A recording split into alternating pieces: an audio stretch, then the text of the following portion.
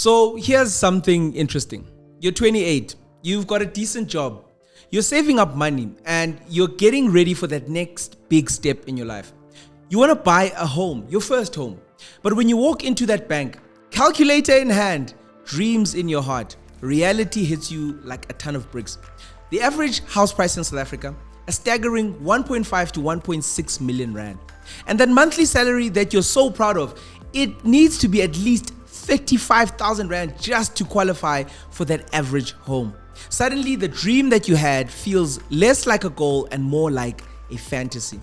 Welcome to South Africa's housing crisis, where 92% of us believe that everyone has the right to own their home, but the harsh economic reality is making that dream, Mandela's dream, increasingly impossible for an entire generation. Now, if you've ever wondered why your friends are still possibly living with their parents or in very cramped apartments, or why everybody seems to be renting instead of buying, you're about to get some of those answers. Answers that might shock you. Because what's happening in our housing market isn't just about expensive houses, it's about a perfect storm of economic factors, banking policies, and systematic issues that are fundamentally changing how young South Africans live their lives going forward. Actually, before we get going, at what age did you think that you'd own your first home? Drop that number in the comments, because I can guarantee you it's younger than the reality of most young South Africans, at least what they're facing today. Now, what's particularly telling here is how dramatically the home buying age has shifted. The average first-time home buyer in South Africa is now 36 years plus. 36. That's 3 years older than a decade ago. Now, what you need to understand here is that we're watching an entire generation of home ownership dreams get pushed further and further down the line. To fully grasp all of this, at least what's happening, you need to take a closer look at the employment figures. Between 2018 and 2023, the number of homes purchased by young people aged between 26 and 35, that's prime house buying age, by the way, this number dropped by a massive 25%. We're talking about nearly 23,000 fewer young adults actually buying homes. That's not just a statistic, that's an entire generation being locked out of wealth creation. Because that's what buying a home is in the long run, wealth creation. What's interesting to note here is that while fewer young South Africans are buying homes, those who do manage to buy a home are actually spending way more. First-time home buyers aged between 18 and 25 are now paying an average of 1 million rand plus for their homes. That's a 30% increase over just 5 years. Meanwhile, their salaries haven't kept pace at all. The regional breakdown is just as telling. Do you want to know where young people are actually managing to buy their homes? Well, it's not where you might actually think. Mpumalanga is actually number one with 68.5% of bond applications coming from first-time buyers, followed by KwaZulu-Natal with 59.1%. Gauteng, our economic powerhouse, well, it only manages 51.6% of first-time home buyers. Why is this? Well, because in Gauteng, the average property costs around 1.5 million rand.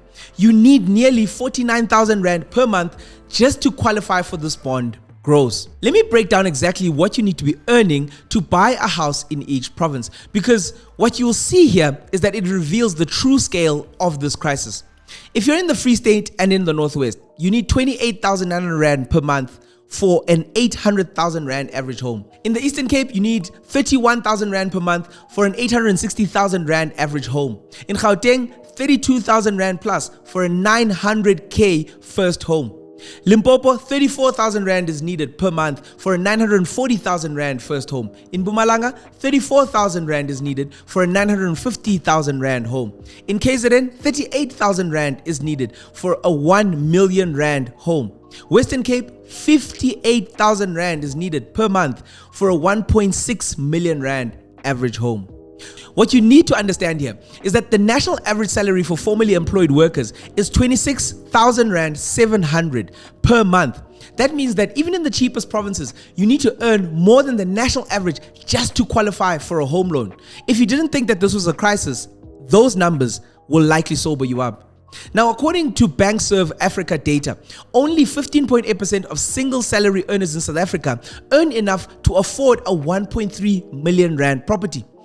Now, if you combine two salaries, that number jumps to 30%. That means that 70% of South African households, even with two incomes, can't afford the average home. But here's what I want to know from you. What percentage of your monthly income goes towards your housing right now? Are you actually spending more than you thought you would at this stage of your life? Let's get into the comments and let's chat about it. What's truly striking about this regional breakdown is that the top 5 suburbs for property sales aren't in Cape Town's trendy neighborhoods or in Joburg's northern suburbs. They're in places like Randfontein, Heidelberg, Vereniging, and Alberton in Gauteng, with only Delft in the Western Cape making the list. But why these areas? Well, it's simple: affordability. Nearly 77% of property transactions in Johannesburg this year were priced below 1.5 million rand, with almost half involving properties that are under 700,000 rand. It's a harsh reality. Young buyers aren't choosing their dream locations. They're choosing what they can actually afford, which is not in the areas that they want. The Western Cape presents a stark contrast. While it offers lifestyle and scenic beauty, it's pricing out an entire generation. The average first-time buyer property price hits 1.5 million rand, requiring a salary of 58,000 rand per month. To put that in context, many young professionals in Cape Town are earning just between 25,000 rand and 35,000 rand per month. The math simply isn't mathing anymore. On top of that, young buyers in expensive markets like Cape Town are getting creative. They've had to be creative. They're buying micro apartments in mixed-use developments, trading the space for location and lifestyle amenities. We're talking about units that lack size, but they make up for it with co-working spaces, rooftop pools, and 24/7 security, which is kind of perfect for young investors who are looking to capitalize on short-term rental markets. But for people that want to grow families, it's not great. This shift is actually telling us something profound about how young people in South Africa are adapting to their home ownership dreams not becoming a reality in the way that they wanted. I'm actually quite curious. Would you rather own a small apartment in your dream location or a larger house in a more affordable location that wasn't really your first choice? What matters to you more, the location or the space? Jump into the comments and let us know.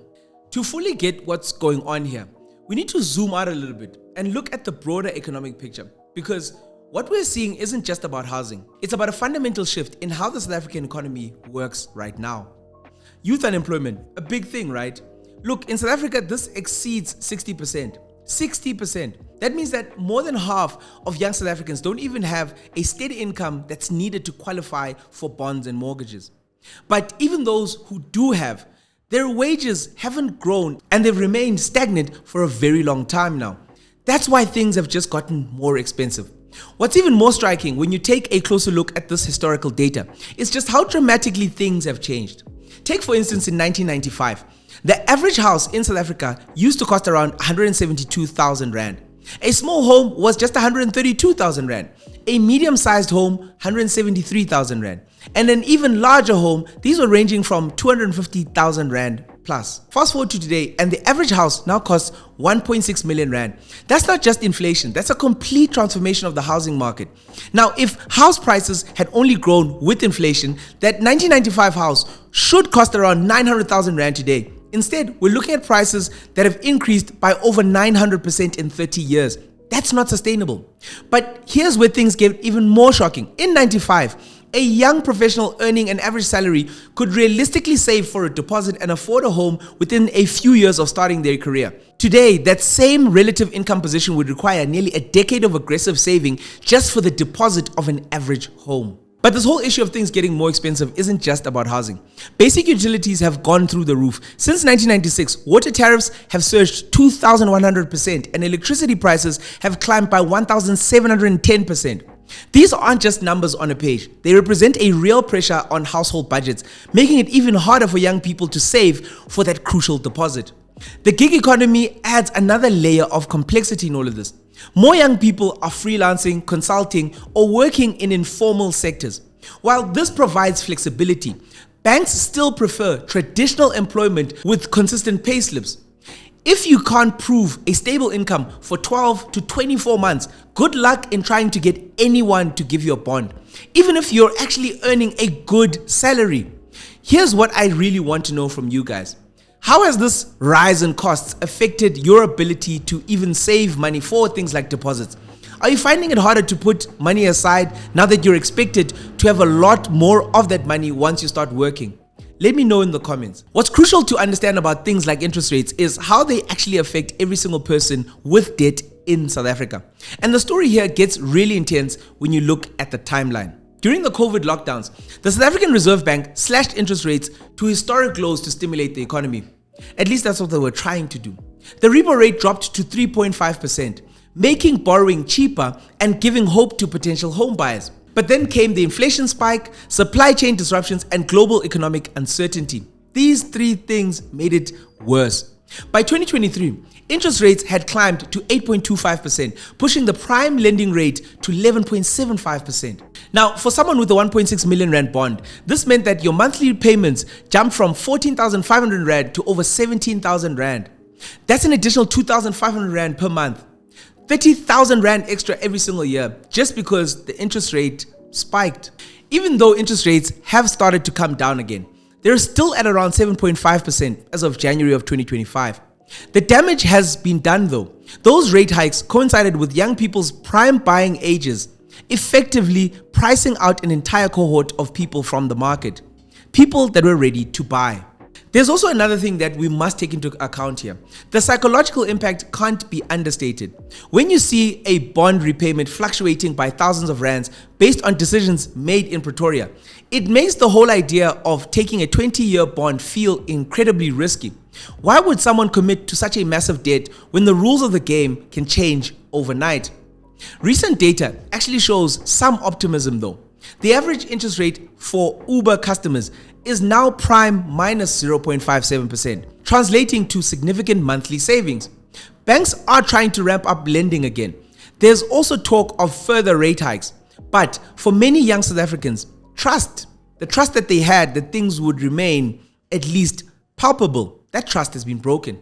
But I'm actually interested in knowing, do interest rate fluctuations affect your major financial decisions? You watching this right now, would you actually feel a little bit more comfortable taking a 20-year bond in today's economic climate? Let us know in the comments. What you need to understand here as well is that banks themselves are actually contributing to this housing crisis. And before you think that this is just a bank bashing exercise, take a look at these statistics that reveal some of the uncomfortable truths.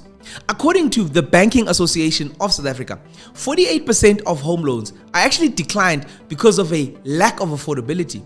34% are declined because of adverse credit records, and 13% are declined because of unacceptable security.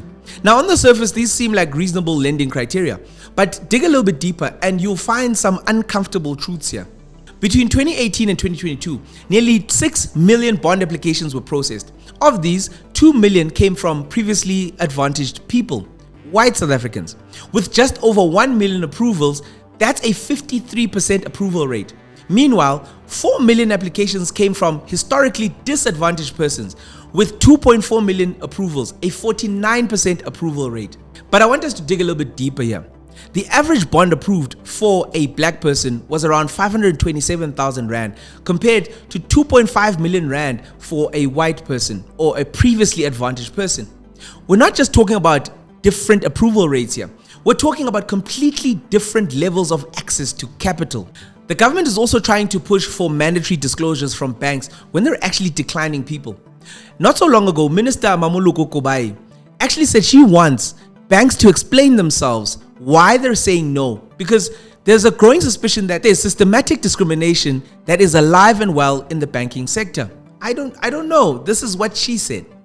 Banks argue though that they're just following prudent lending practices that protect depositors' funds, and they're also adhering to a National Credit Act. But when you're part of a system where your great-grandfather couldn't own property, your grandfather couldn't access decent education, and your parents started building wealth from zero in 1994, those objectives and that criteria starts to look pretty subjective, if you ask me. The middle market, people who are earning between 3.5 in South Africa and 22,000 rand per month, is particularly affected by these subjective things. They kinda, but sometimes do qualify for government housing subsidies, but it's not cut and dry. But they're also struggling to meet commercial banking requirements. It's a tough place to be in because nearly 3 million applications from this group of people were declined over the last 5 years. That's 3 million families who are stuck in a rental cycle, who are unable to get a house and build generational wealth. But do you think that banks should be required to publicly explain why they decline loan applications en masse? Have you or someone you know had a frustrating experience trying to get a home loan? I'd actually love to understand and hear some of your stories. Share in the comments. Look, I think I've said enough about this whole thing, and I want to kind of conclude. The dream of home ownership isn't dead in South Africa though, but it's definitely being redefined.